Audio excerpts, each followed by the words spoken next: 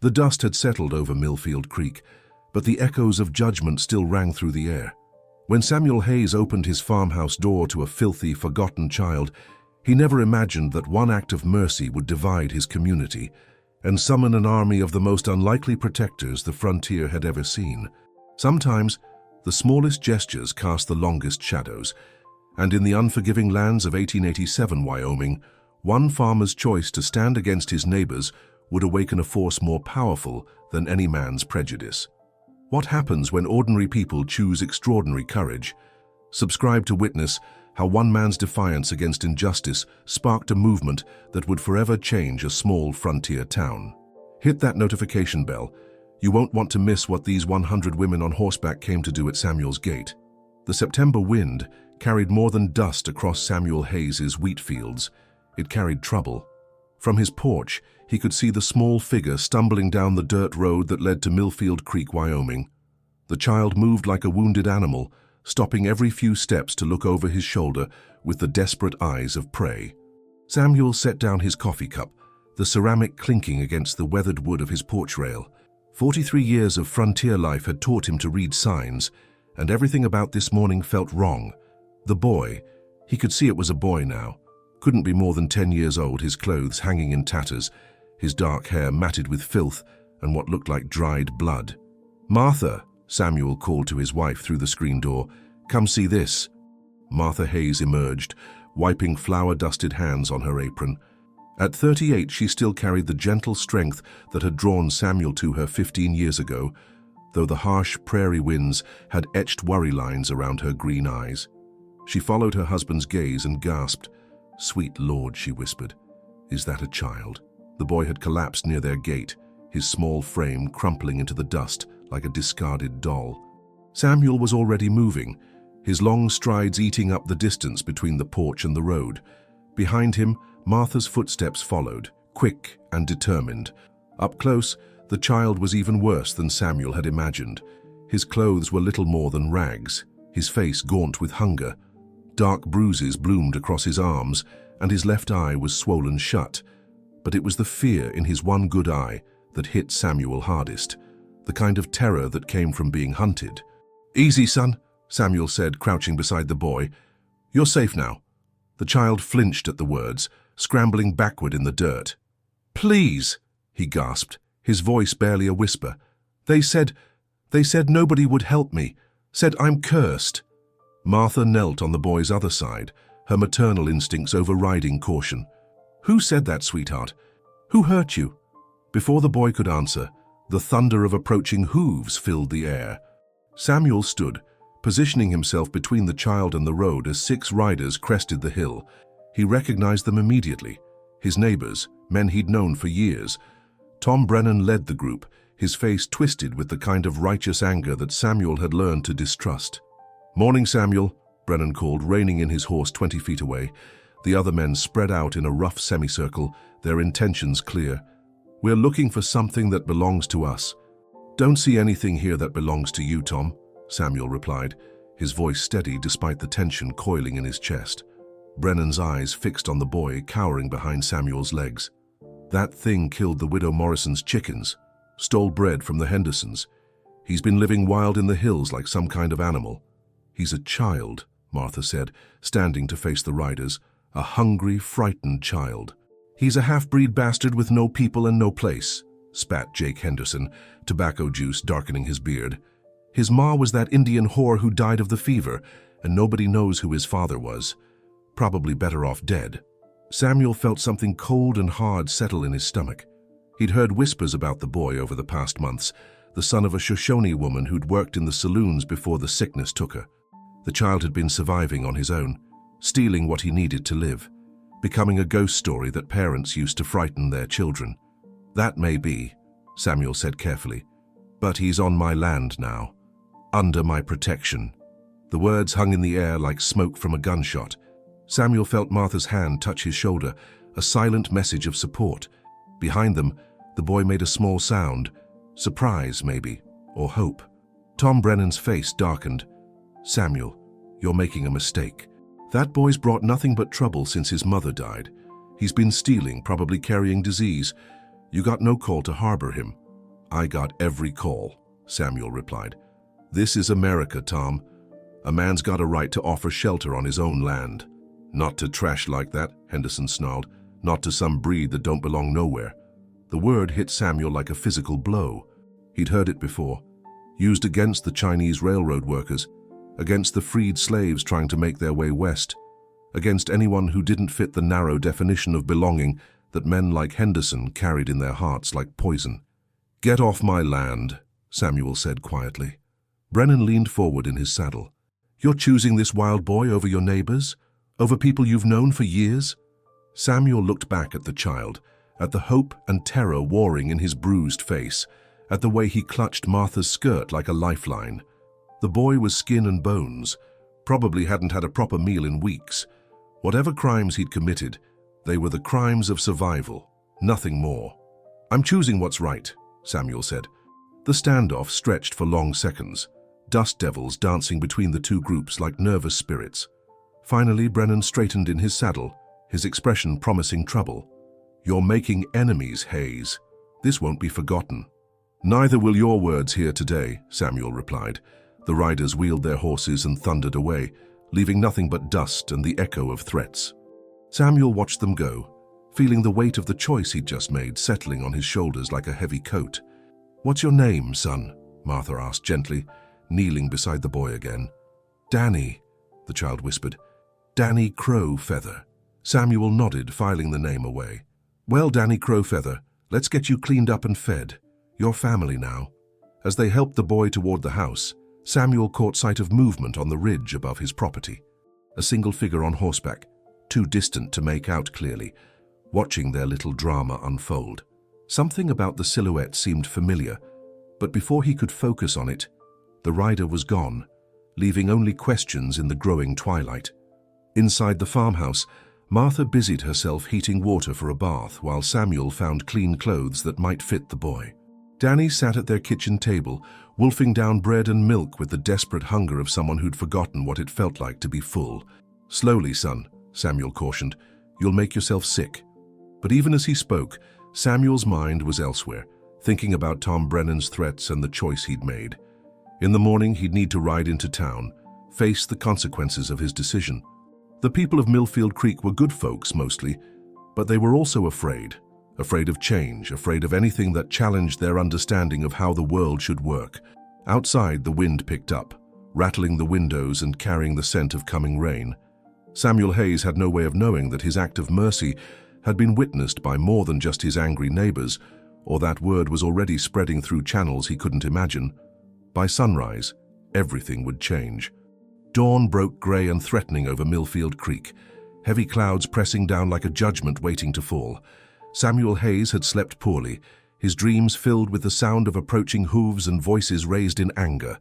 Beside him, Martha stirred as the first light crept through their bedroom curtains. "How's the boy?" she whispered. Samuel glanced toward the small room off the kitchen where they'd made up a bed for Danny. "Still sleeping. First real rest he's had in months, I'd guess." They dressed quietly, moving through their morning routine with the careful efficiency of a couple who'd shared 15 years of sunrises. But today felt different, charged with possibility and danger in equal measure. As Samuel stepped onto his porch with his coffee, he immediately noticed the riders gathering on the hill overlooking his property. Not 6 this time, but at least 20, their silhouettes dark against the pewter sky. Word had spread through the community overnight, carried on the kind of whispered conversations that traveled faster than wildfire in small towns. "Samuel," Martha's voice was tight with worry as she joined him. "What are they doing?" Before he could answer, the group began moving down the hill in an organized formation that spoke of planning and purpose. Samuel recognized most of them, Tom Brennan and Jake Henderson, of course, but also men he'd considered friends. Pastor Williams from the Methodist Church, riding alongside Doc Peterson and Mayor Caldwell. The banker, James Morrison, whose mother's chickens had supposedly been killed by Danny. Even young Billy Chen, whose father ran the general store. They formed a loose semicircle in front of Samuel's gate, close enough to make their intentions clear, but far enough to avoid immediate confrontation. Tom Brennan rode forward as their spokesman, his face set in lines of grim determination. "Morning, Samuel," Brennan called. "We've come to talk sense." "I'm listening," Samuel replied, though his hand instinctively moved to the rifle leaning against his porch rail. Pastor Williams urged his horse forward, his usual gentle demeanor replaced by something harder. "Samuel, we've known each other for 8 years. You're a God-fearing man, a good neighbor. But this is madness. Giving shelter to a hungry child is madness." Martha stepped forward, her chin raised in defiance. "That boy is trouble," Mayor Caldwell interjected. "Pure and simple.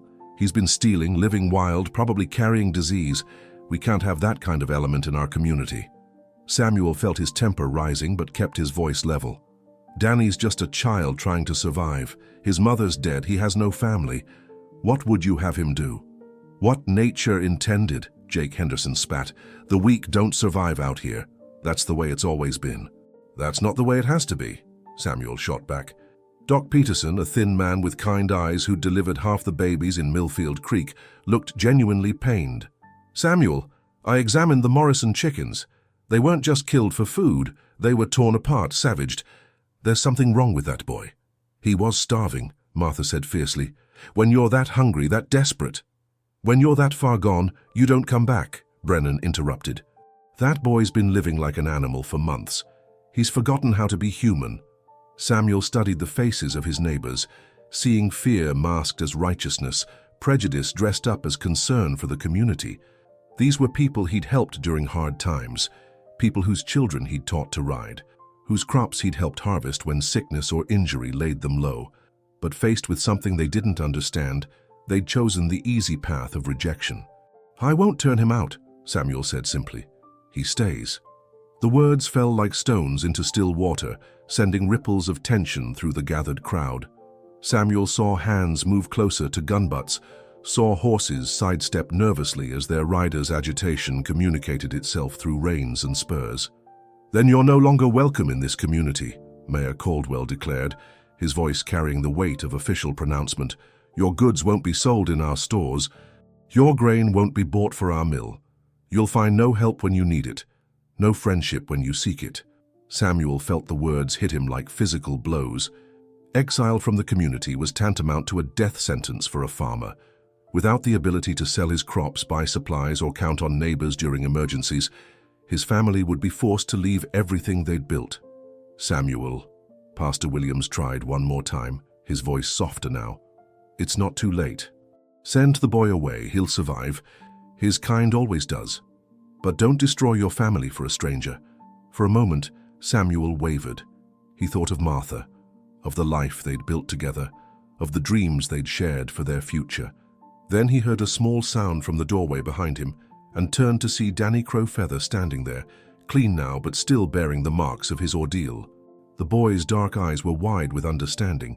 He knew what was being asked, knew the price of Samuel's protection. "It's okay, Mr. Hayes," Danny whispered.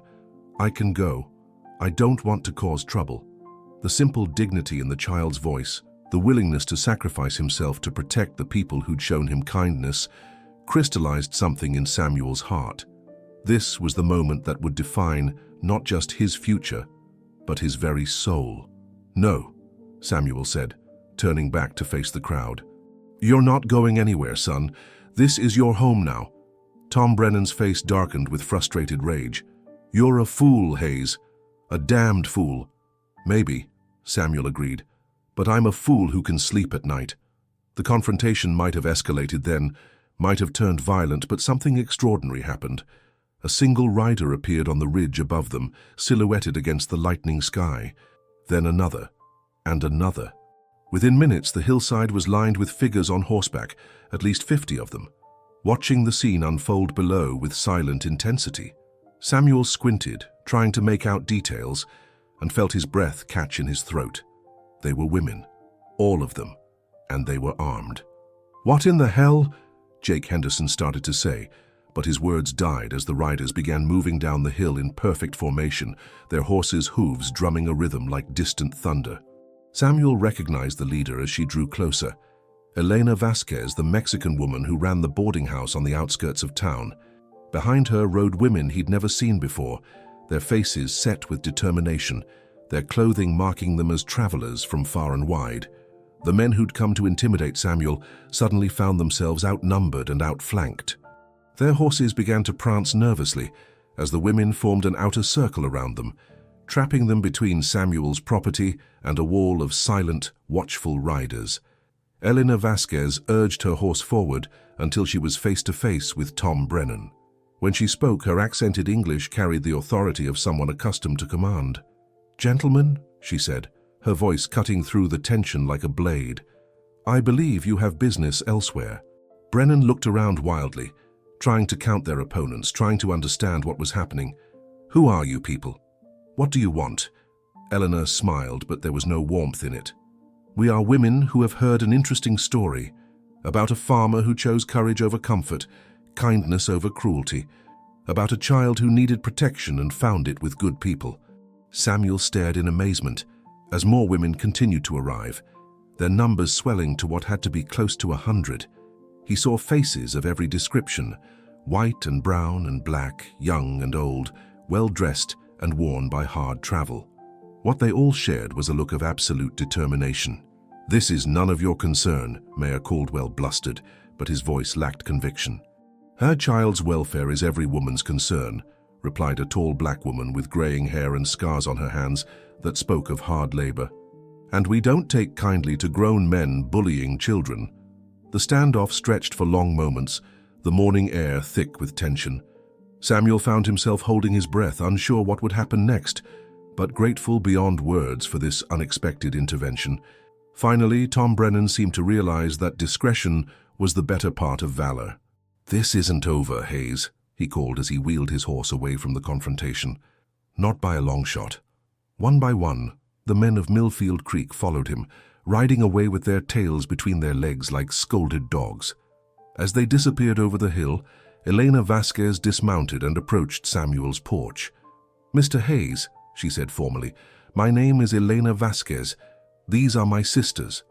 Samuel nodded, still trying to process what had just happened. "Ma'am, I'm grateful for your help, but I don't understand." Eleanor held up a hand. "Understanding will come. For now, know that you are not alone.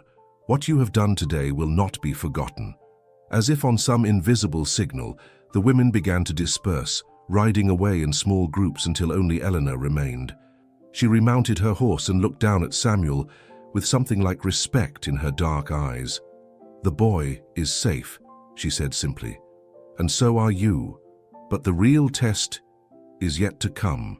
With that cryptic statement, she rode away, leaving Samuel and Martha to stare after her in wonder. Behind them, Danny Crowfeather stepped fully onto the porch, his young face filled with awe. "Who were they?" he whispered. Samuel shook his head slowly. "I don't know, son, but I think we're about to find out." 3 days had passed since the confrontation at Samuel's gate, and the town of Millfield Creek buzzed with whispered conversations and fearful speculation. The mysterious army of women had vanished as suddenly as they'd appeared, but their message was clear. Samuel Hayes and the boy he'd taken in were under protection that went far beyond anything the local community could challenge. Samuel found himself both grateful and deeply curious about his unexpected defenders. He'd spent those 3 days working his fields as usual, but his mind kept returning to Elena Vasquez's words. The real test is yet to come. What did that mean? And how had word of his stand reached so many women from what appeared to be far and wide? The answer came on Thursday evening as Samuel was finishing his chores in the barn.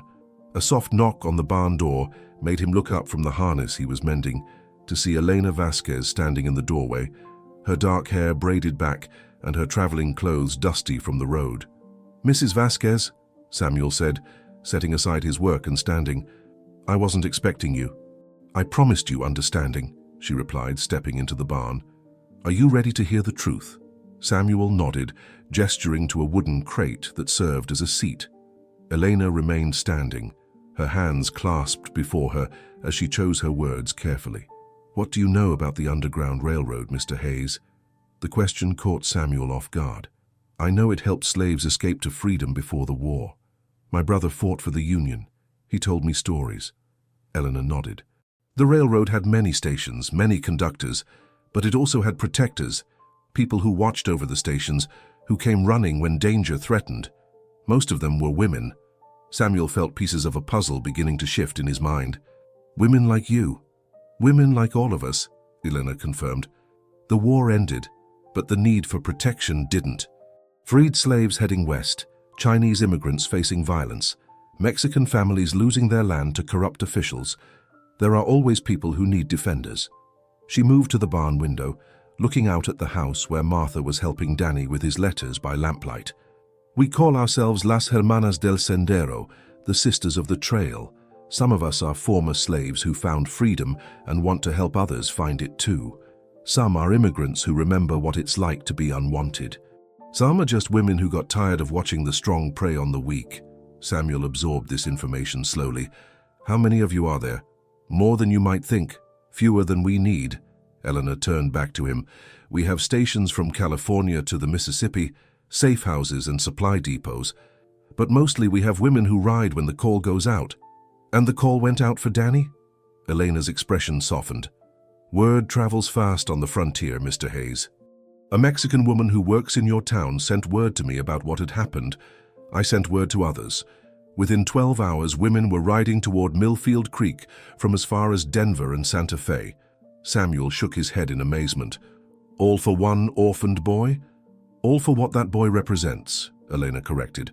When you chose to protect Danny Crow Feather, you chose to protect every unwanted child, every person society has decided doesn't belong. That's worth fighting for. She reached into her saddlebag and pulled out a leather-wrapped bundle. This is for you, a token of membership if you're willing. Samuel unwrapped the leather to reveal a simple silver pendant in the shape of a star with a trail cutting through it. It was beautiful in its simplicity, and he could see that it had been worn smooth by many hands. I'm not a woman, Samuel said with a slight smile. Eleanor laughed, a sound like silver bells in the barn's dusty air. The sisters have always had brothers, men who share our values and support our work. Your brother who fought in the war, he was one of us, though he probably never knew the name. Samuel felt a chill run down his spine. His brother James had died at Gettysburg, but not before writing letters home about helping escaped slaves and protecting vulnerable families. He'd always wondered about some of the stories James had told. What does membership mean? Samuel asked. It means you're part of something larger than yourself. It means when someone in need finds their way to your door, you help them. It means when the call goes out, you answer if you can. And it means you're never alone when you stand for what's right. Before Samuel could respond, the sound of approaching horses filled the night air. But these weren't the organized hoofbeats of the sisters. This was the chaotic thunder of an angry mob. Elena was moving before Samuel fully registered the danger, pulling a rifle from her saddle as she ran toward the house. Samuel grabbed his own weapon and followed, his heart pounding as he saw torches bobbing in the darkness beyond his gate. Martha, he called as he burst through the kitchen door. Get Danny to the root cellar. But Danny was already standing by the window, his young face pale but determined. They're coming for me, he said simply. I won't hide anymore. Son, Samuel started, but Danny shook his head. I heard Mrs. Vasquez talking about being brave, about standing up for what's right. If I'm going to be part of this family, I need to act like it. Samuel felt pride and terror war in his chest as he looked at the boy who'd grown so much in just a few days of care and kindness. Outside, the mob was getting closer. He could hear Tom Brennan's voice shouting orders, could see the angry orange glow of their torches. Eleanor appeared at the kitchen door, her rifle ready. They're not just here to talk this time, she said grimly. I count at least 30 men, and they're carrying more than torches. Samuel moved to the window and peered out into the darkness. His neighbors, men he'd known for years, were arranged in a rough line across his property, their faces twisted by firelight and fury. Some carried rifles, others had ropes or clubs. This wasn't about Danny stealing chickens anymore. This was about fear and hatred given form. Samuel Hayes, Tom Brennan's voice boomed across the yard. Send out the boy and we'll leave your family be, but if you keep harboring him, we'll burn you out. Samuel felt Martha's hand slip into his, felt Danny move to stand beside them. For a moment, the weight of the decision crushed down on him. He could end this now, could save his family by sacrificing the child. It would be the practical choice, the safe choice. Instead, he opened his front door and stepped onto the porch, his rifle held loosely in his hands. Danny stays, he called back. If you want him, you'll have to come through me." The mob stirred angrily at his words, but before they could advance, something extraordinary happened. Lights began appearing on the hills around Samuel's property, not torches, but the steady glow of lanterns. Dozens of them, then hundreds, forming a ring of light that enclosed the mob in its center. Eleanor smiled grimly as she joined Samuel on the porch. "I told you. When the call goes out, we answer." The Sisters of the Trail had returned, and this time they'd brought reinforcements. Samuel could see women moving through the darkness, their lanterns creating pools of steady light that contrasted sharply with the angry flicker of the mob's torches. They moved with purpose and discipline, closing ranks until every escape route was blocked. Tom Brennan looked around wildly, realizing that his mob was now surrounded by an enemy they didn't understand and couldn't fight. These weren't just the mysterious women from before. Samuel could see men among the defenders too, their faces set with the same determination he'd seen in Eleanor's eyes. "What is this?" Brennan shouted. "Who are you people?" Elena stepped forward, her voice carrying clearly in the night air. "We are mothers and daughters, wives and widows. We are people who remember what it's like to need help and not find it. We are the ones who stand between the strong and the weak." She raised her rifle, not quite pointing it at Brennan, but making her intentions clear. "You came here with violence in your hearts, planning to hurt a child because he's different, because he's alone. But he's not alone anymore, none of us are." Samuel felt something shift in the air, as if the very night was holding its breath. He could see doubt creeping into the faces of some of the mob members, could see them looking around at the ring of lights with growing unease. "This isn't over," Brennan snarled, but his voice lacked its earlier conviction. "No," Elena agreed. "It's not, but it's changing. The world is changing, Mr. Brennan. And people like you, people who think strength means hurting those who can't fight back. You're on the wrong side of that change." The standoff stretched for long moments, tension crackling like electricity in the air. Then, one by one, the mob members began to lower their weapons, to step back from the confrontation.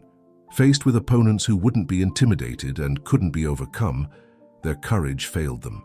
Tom Brennan was the last to retreat, his face twisted with frustrated rage. "This isn't finished, Hayes," he called as he mounted his horse. "Not by a long shot." But even as he spoke the words, Samuel could hear the defeat in them. The mob rode away into the darkness, their torches dwindling to distant sparks, while the ring of lanterns held steady and strong. As the immediate danger passed, Samuel felt Danny's small hand slip into his. The boy looked up at him with eyes that held wisdom far beyond his years. "Thank you," Danny whispered, "for everything." Samuel squeezed the boy's hand gently. "Thank you, son, for teaching me what courage really looks like." Around them, the Sisters of the Trail began to disperse once again, their lanterns winking out one by one as they melted back into the night. But Samuel knew they weren't really gone. They were out there watching and waiting, ready to answer the call whenever it came. Elena was the last to leave, pausing at Samuel's gate to look back at the house where warm light still spilled from the windows. "The test isn't over," she said quietly. "There will be other challenges, other choices to make. But tonight, you passed the most important one." "What happens now?" Samuel asked. Elena smiled, and for the first time there was pure warmth in it. "Now you live your life, raise your son, and remember that you're never alone. The sisters will always be watching." She rode away into the darkness, leaving Samuel to contemplate the extraordinary events that had transformed his quiet farm into a battleground for the soul of America itself. 2 months had passed since the night of the torches, and Millfield Creek had settled into an uneasy peace. The official boycott of Samuel's farm had crumbled when Elena Vasquez established a trading post just outside town, offering better prices for grain and goods than the local merchants could match. One by one, neighbors who'd stood with Tom Brennan found reasons to break ranks, drawn by economic necessity and growing doubt about the righteousness of their cause. Samuel stood in his fields on a crisp November morning, watching Danny help Martha hang laundry on the line behind their house. The boy had grown in more ways than one, physically filling out under Martha's careful feeding, but more importantly, growing in confidence and purpose. He'd started attending the small school Elena had organized for the children of families who joined their expanding community, learning to read and write with the hunger of someone making up for lost time. The sound of approaching riders made Samuel look up, but these days such sounds no longer filled him with dread. A small group was coming down the road, Elena Vasquez in the lead, accompanied by two women Samuel didn't recognize and, to his surprise, Pastor Williams from the Methodist Church. Samuel walked to meet them at his gate, curious about this unlikely gathering. Pastor Williams looked older than he had just 2 months ago, his face lined with what appeared to be deep thought and perhaps regret. "Morning, Samuel," Eleanor called as she dismounted. "We've brought some folks who wanted to meet you." The first stranger was a dignified black woman with silver hair and intelligent eyes that seemed to take in everything at once. She wore a simple but well-made traveling dress and carried herself with the bearing of someone accustomed to command. "Mr. Hayes," she said, extending her hand, "I'm Sarah Turner. I wanted to thank you personally for what you've done." Samuel shook her hand, noting the strength in her grip. "I'm not sure I understand, ma'am." Sarah smiled. "Danny Crowfeather isn't the first lost child you've helped, though you may not know it. 3 years ago, a young girl named Rebecca passed through this area. She was running from men who'd bought her from her stepfather, trying to reach family in California. You gave her water at your well, food from your table, and directions to the next safe house." Samuel's memory stirred. He did remember a frightened girl, couldn't have been more than 14, who'd appeared at his door one evening claiming to be lost. He'd fed her and pointed her toward Elena's boarding house, thinking no more of it. "Rebecca is my granddaughter," Sarah continued. "She made it to California, got an education, and now she's a teacher, because you helped her when she needed it most." The second stranger stepped forward, a Mexican woman with calloused hands and earth under her fingernails. "I am Maria Santos," she said in accented English. "You helped my son Carlos when he was beaten by those who said he didn't belong in their school. You stood up to them, made them let him learn." Samuel remembered that incident too, though it had seemed minor at the time. A group of older boys had been tormenting young Carlos, and Samuel had intervened when he'd witnessed it in town. He'd thought it was just the right thing to do, not something that would be remembered or remarked upon. Helena watched Samuel's growing understanding with satisfaction. "This is what I wanted you to see," she said. "You think what you did for Danny was special, unique, but you've been living these values all along. You've been one of us without knowing it." Pastor Williams stepped forward, his face etched with what looked like shame. "Samuel, I owe you an apology, a deep one. I let fear cloud my judgment, let the voices of the mob drown out the voice of my conscience." Samuel studied the man who'd been part of the group that had threatened his family. "What changed your mind, Pastor?" Williams was quiet for a long moment, choosing his words carefully. "I spent weeks praying about what happened, reading scripture, trying to understand how I'd gotten so far from the teachings I claimed to follow. Then I started hearing stories about you, about the kind of man you've always been." He gestured towards Sarah and Maria. "These ladies came to my church last Sunday. They told the congregation about the network of people who help those in need, about how that network has been operating right under our noses for years. They told us that some of our own neighbors have been part of it all along." Samuel felt pieces of a larger picture beginning to form in his mind. "How many of us are there?" "More than you might think," Elena replied. "Doc Peterson has been treating patients who can't pay for years, never turning anyone away. The widow Chen at the general store has been giving supplies on credit to families who need them, never pressing for payment. Even some of the people who stood against you have been helping in small ways when they thought no one was looking." Sarah nodded. "The truth is, Mr. Hayes, that most people want to do good. They want to help their neighbors, protect the vulnerable, build something better than what they inherited. But they're afraid of standing out, afraid of being different, afraid of the cost of doing what's right. What you did," Maria added, "was show them that one person can make a choice, that courage is possible, that standing up for what's right doesn't have to mean standing alone." Pastor Williams stepped closer, his voice thick with emotion.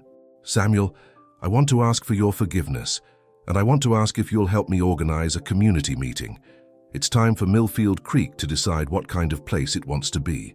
Samuel looked around at the faces before him, former enemies becoming allies, strangers revealing themselves as longtime friends. The weight of understanding settled on his shoulders, but it was a good weight, the weight of purpose and connection. "I forgive you, Pastor," Samuel said simply. And yes, I'll help with the meeting. But I want Danny there too. Whatever we decide, it affects him most of all. Williams nodded eagerly. Of course. It's time he was seen not as a problem to be solved, but as a member of our community. 3 days later, the Methodist Church was packed beyond capacity. People stood along the walls and crowded into the doorway, drawn by curiosity and the promise of finally addressing the tensions that had divided their community for months. Samuel sat in the front pew with Martha and Danny, Elena beside them as a show of support. Tom Brennan was there too, his face set in stubborn lines, surrounded by the handful of men who still supported his hardline stance. But Samuel noticed that the group was much smaller than it had been, and several of Brennan's former allies sat separately, their expressions thoughtful rather than angry. Pastor Williams took the pulpit with obvious nervousness, but his voice was strong as he addressed the crowd. Friends, we've gathered tonight to talk about who we are and who we want to become. Recent events have forced us to examine our consciences, and I believe we found ourselves wanting.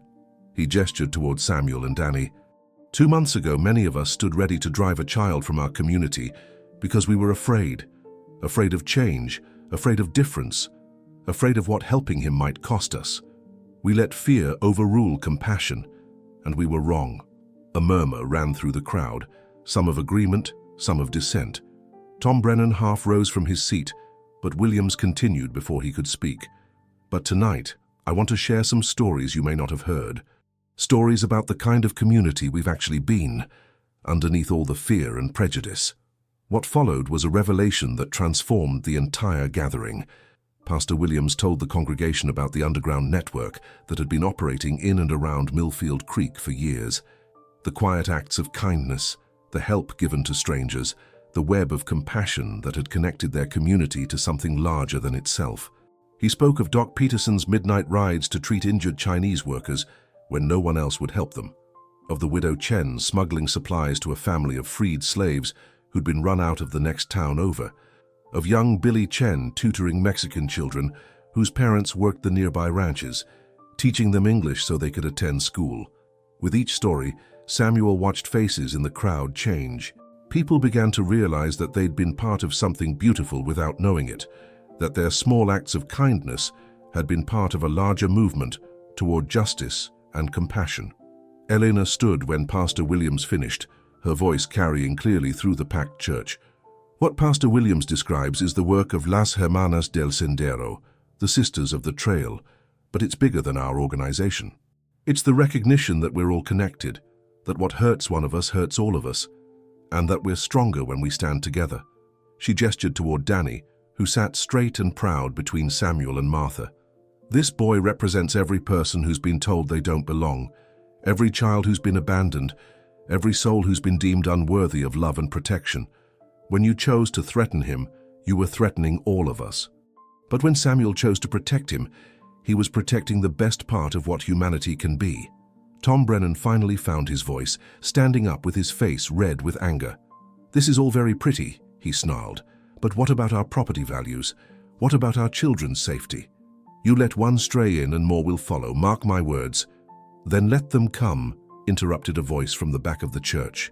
Samuel turned to see Doc Peterson standing, his usually gentle face set with determination. "Let them come and we'll help them too, because that's what decent people do." The widow Chen stood next. "My husband and I came here with nothing. This community gave us a chance. How can we do less for others?" One by one, people throughout the church began to stand.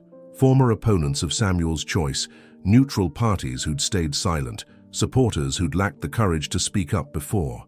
The wave of support grew until nearly 3/4 of the congregation was on their feet, leaving Brennan and his few remaining allies sitting alone. Mayor Caldwell, who'd been part of the original group threatening Samuel, stood slowly and walked to the front of the church. His face was flushed with embarrassment, but his voice was steady. "I owe this community an apology," he said. "I let politics and prejudice cloud my judgment. I forgot that being a leader means protecting everyone, not just the people who look like me or think like me." He turned to face Danny directly. "Son, I'm sorry for what I said, for what I threatened. You belong here as much as anyone." Danny stood up, his young voice clear and strong. "Thank you, sir. I forgive you." Then, to Samuel's amazement, the boy looked out at the entire congregation. "I want to say something, if that's okay." Pastor Williams nodded encouragingly, and Danny walked to the front of the church with the confidence of someone far older than his years. "I know some of you are still scared of me," he said simply. "I know you think I'm different, that I don't belong. Maybe you're right. Maybe I am different. My mother was Shoshone and I don't know who my father was. I've lived wild, done things I'm not proud of just to survive." The church was silent, hanging on every word. But Mr. and Mrs. Hayes taught me something. They taught me that family isn't about blood, it's about choice. They chose me and I choose them.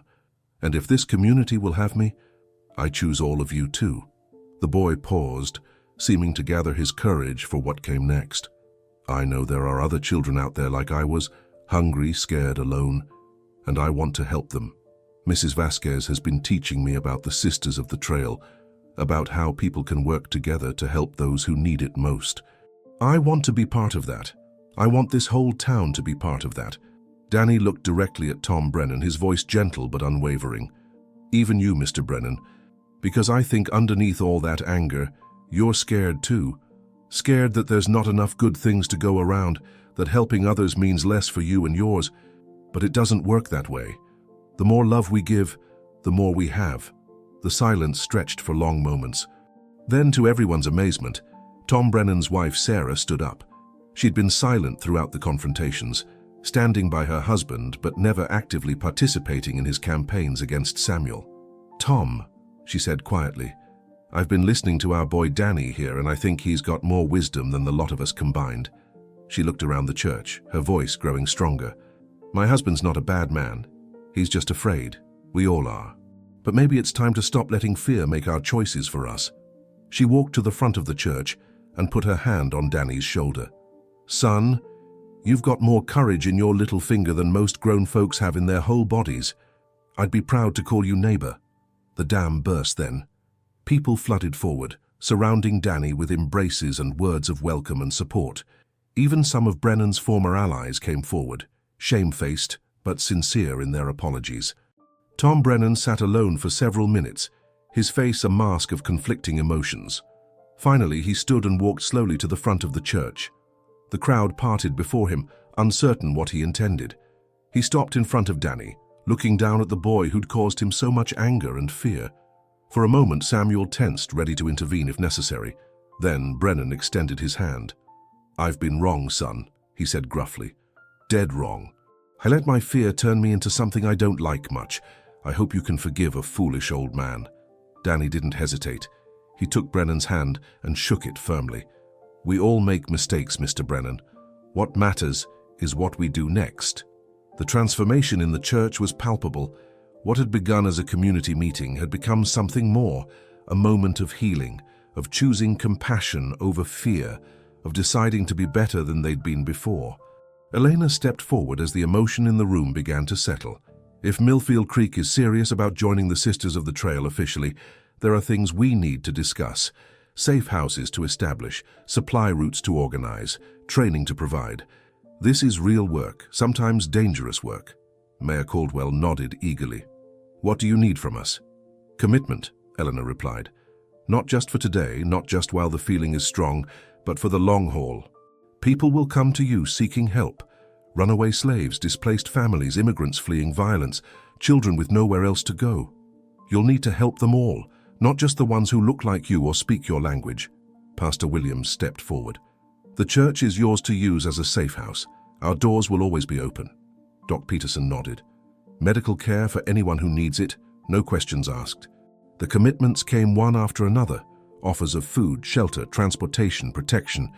Samuel watched in amazement as his community transformed itself before his eyes, choosing to become something greater than the sum of its parts. As the meeting drew to a close, Eleanor handed Pastor Williams a leather folder. "Official documents," she explained. "Maps of the underground network, lists of contacts, procedures for handling different situations. Welcome to the Sisters of the Trail." Samuel walked home that night with Martha and Danny, their hearts full of hope and purpose. The farm that had been threatened with isolation was now the heart of a community dedicated to helping others. The boy who'd been rejected and feared was now a beloved member of a family that extended far beyond blood relations. As they reached their porch, Danny stopped and looked back toward town, where lights still flickered in windows and the sound of continued conversations drifted on the wind. "Mr. Hayes," the boy said quietly. "Yes, son? Do you think she's watching? My mother, I mean. Do you think she knows how things turned out?" Samuel put his arm around the boy's shoulders, feeling the solid warmth of family and the promise of tomorrow. "I think she knows, Danny, and I think she's proud." Above them, the stars wheeled in their ancient patterns, witnesses to the small miracle that had transformed a frontier town. In the distance, a wolf howled, not a sound of loneliness anymore, but a call of connection, a reminder that even in the vast wilderness, no one had to face the darkness alone. The Sisters of the Trail had gained a new station, and the lost boy who'd stumbled down a dusty road had found not just a family, but a purpose that would echo through generations. In choosing compassion over fear, Millfield Creek had discovered something precious, the truth that strength comes not from building walls, but from building bridges, not from excluding others, but from expanding the very definition of who belongs. As they went inside their home, a home now officially part of something much larger, Samuel Hayes smiled at the simple truth that had changed everything. Sometimes the smallest acts of kindness cast the longest shadows, and sometimes a single moment of courage can light the way for countless others to follow. The test was over. The real work was just beginning.